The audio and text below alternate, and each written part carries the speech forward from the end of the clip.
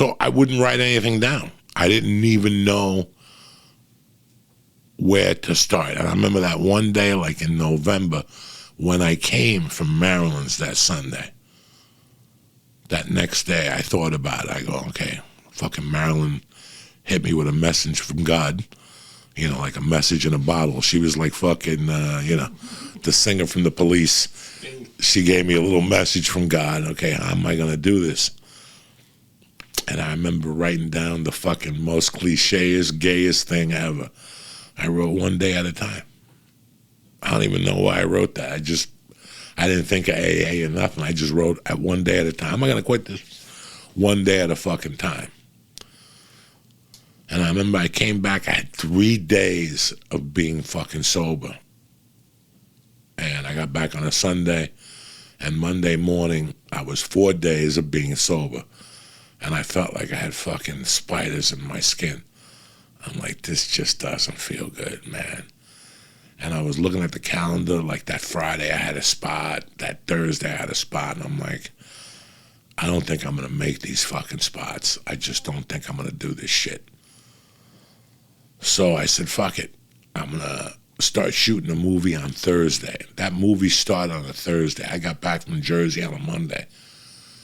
That movie started on a fucking Thursday. And I'll never forget that I was like, it was 3 weeks from Thanksgiving. We were going to end the day after Thanksgiving, so that Friday.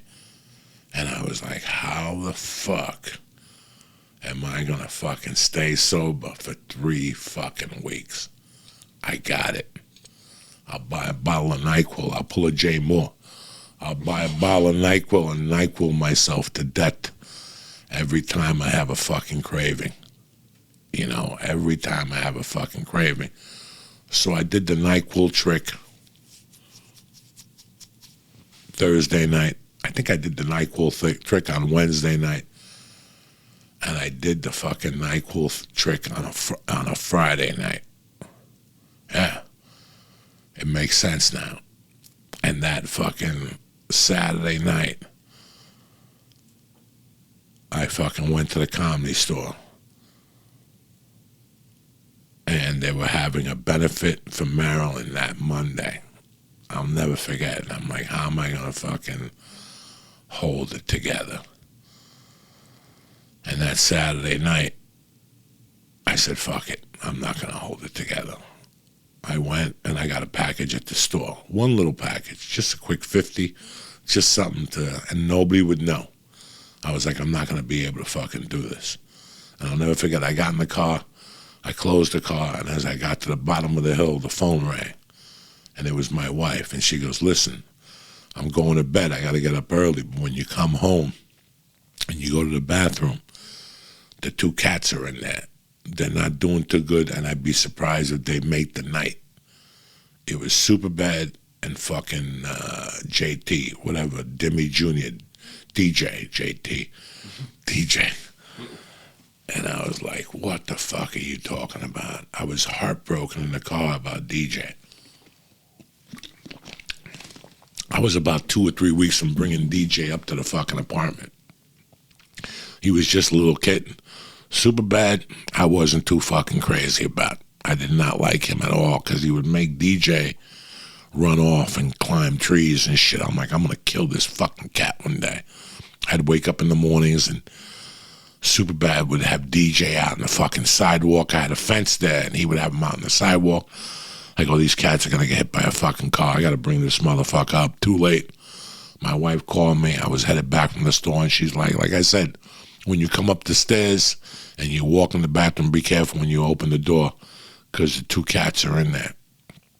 And I remember I went home, and I did a line in the bathroom. And I put the coke away, I put it all in my pocket, and I remember looking at the 2 cats and going, what the fuck am I doing with my life? I got 2 cats that are about to die in my bathroom, and I'm doing fucking coke in the bathroom.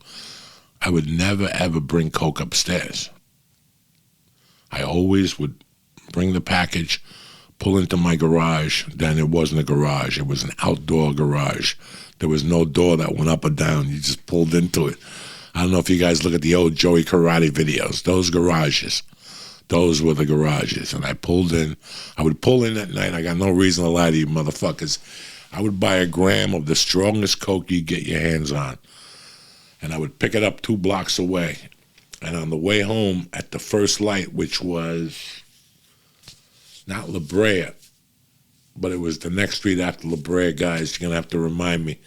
The big main street. And I would pull up to the light, and there would usually be a car in front of me.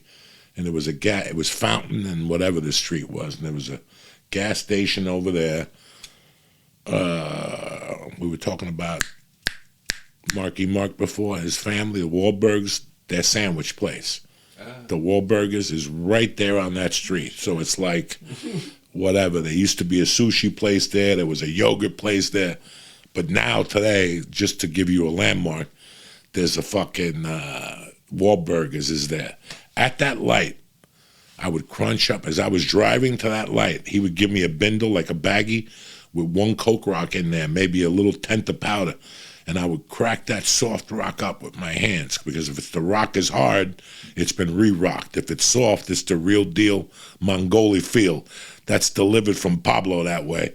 So I would get the rock, crush it in my fucking finger, roll up a dollar bill, and at the light, with a car in front of me and a car behind me, I'd put the dollar bill in the bag, and I'd just put it up to my nose and go, and whatever I snorted, I snorted.